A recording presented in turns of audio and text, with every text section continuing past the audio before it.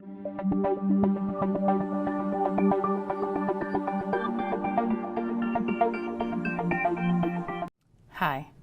So Module 15 is going to talk to you about what's called functions.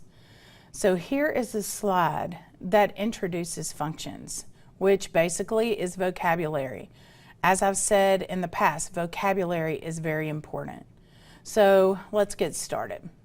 A relation is another name for a point, and you know point is an ordered pair like parentheses, x, comma, y, close parentheses. That is an ordered pair, which is also called a point. Or a relation could be a set of points where you have a long string of ordered pairs lined up one after the other. Then we have domain. Domain would be the x values only inside that ordered pair or inside that set of points. Then you have the range. The range are the y values in the ordered pairs or the y values in the set of points. Then we have what's called a function. What is a function? A function is a special relation that says one x value, one domain, matches to only one y value or one range. So every domain, every x matches to only one y or one range. And below here are a couple of examples that I've done for you. First, you have point A, which is 3, 4. That's a relation. It only takes 1 point to make a relation. Out of that relation, the domain, the x value is 3. The range or the y value is 4. Remember, x is always going to be the first number in the ordered pair.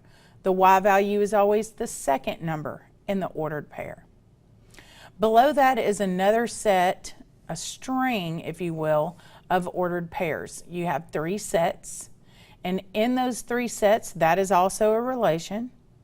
And if I asked you to name the domain in that relation, you would tell me 3, 1, 5. Some people like to write the domains in numerical order from lowest to highest. Technically, it doesn't matter. I just wrote them in order from left to right, okay?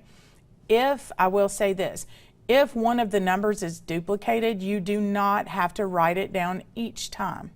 You can write it down once, and that suffices for all of them. The range values would be -1, 4, and 3, okay? And if you look at that string of domains, because all we are concerned about are the x values when it comes to telling if it is a function or not a function. All we care about are the x's.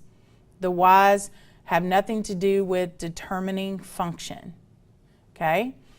If you look at the x values, you have a 3, you have a 1, you have a 5. None of those are duplicated. So because there's only one each in the x value place, it is considered a function. All right?